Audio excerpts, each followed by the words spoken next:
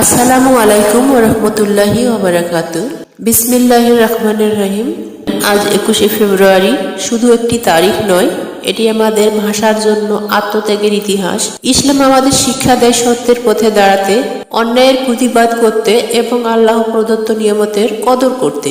ভাষা আল্লাহর একটি মহান নিয়ামত।